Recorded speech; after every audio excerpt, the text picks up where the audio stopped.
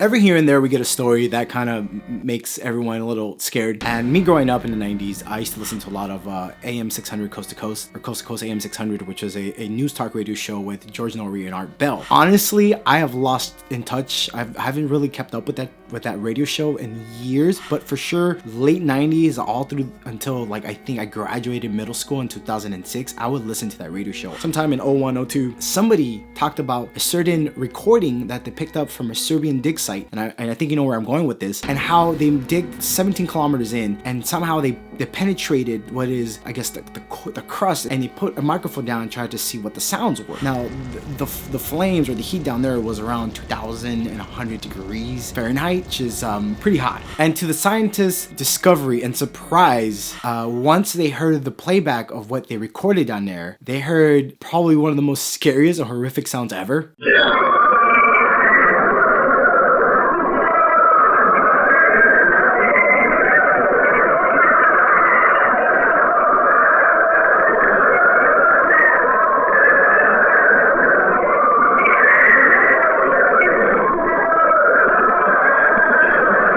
Yeah, that is not a normal sound, and that's something you don't want to hear when you put a microphone in a big hole going down into the earth, because we all have this assumption or this belief that hell is here on earth physically. It's in the depths of the earth, which honestly I think could be very plausible. So the reason why I'm bringing up this topic is because, is this recording real? Is it real or not? And that's something I did some reading and investigation I want to share with y'all. Now, number one, if you think it's real, put it in the comment section down below. I personally want it to be real because I am a big believer that hell is an actual place though. It's a real place, and unfortunately there's people there, and there's souls there, and there's lost souls or damned souls. I don't think they're even lost at that point, they're damned, and it just sucks and it's scary. And as much as yes, heaven is real, and God and his glory is there, but hell is real, and the absence of God and the absence of God's glory is there, and it's just a place of torment and suffering, and it's just a very scary, sad, lonely, crazy place. Before I begin, don't forget to like this video, subscribe to this YouTube channel, go grab some coffee, go grab some snacks, turn down the lights, and let's talk about something spooky. Now, in 1989, this is when this whole dig site, the Serbian sounds of hell, happened, and almost immediately after the scientists heard this sound, all of them left. They're like, hey, we don't want nothing to do with this, so they left. And those who stayed, apparently, or suddenly in the middle of the night, a big burst of gas fire just lit up the air, and this demon came out and in Russian said, I have conquered.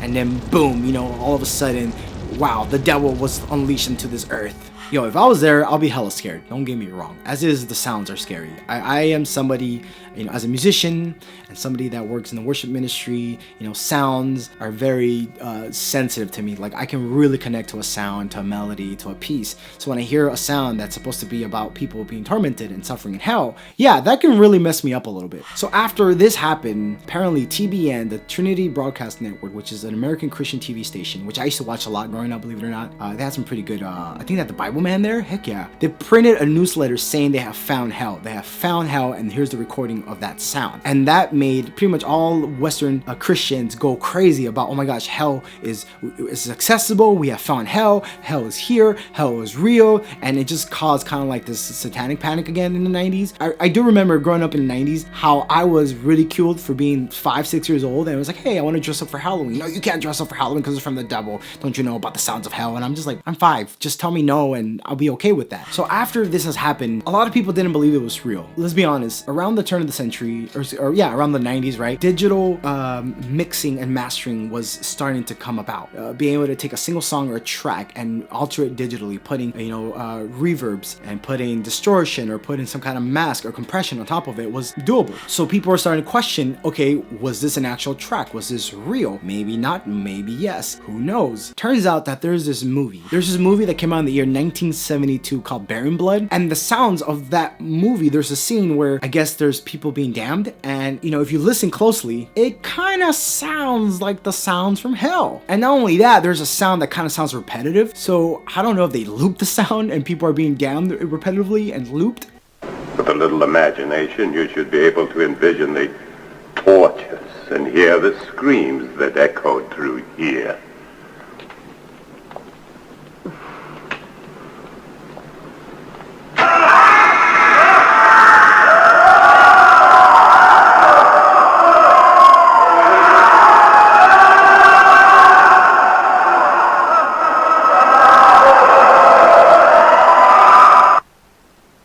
recorded screams in the Baron's day were real. I don't know. I don't know. But it does sound very similar and identical, in my opinion. Is it identical? I don't know. But, you know, the thing is, like, my brain always wants to debunk, because I don't want to believe it's real, because I get very scared, and at the same time I don't. So I'm like, it's not real. And then once I tell myself it's not real, I guess I can calm down and live with my day, live with my life. But let me know if it sounds similar to Baron Blood, the sounds of hell. Do they sound similar? Do they have similarities? Now, after a couple of years, people stopped talking about this sounds from hell, the Serbian sounds from hell, and everybody was like, oh, whatever, it's real. Some people believe it's real, some people believe it's not real. Apparently, the person that published this article of the sounds of hell and the audio clip was not an actual scientist. It was an Orthodox Christian that released this sound and these articles, but he was not a scientist. So again, as much as, yes, I believe the faith, great, good for you, I guess.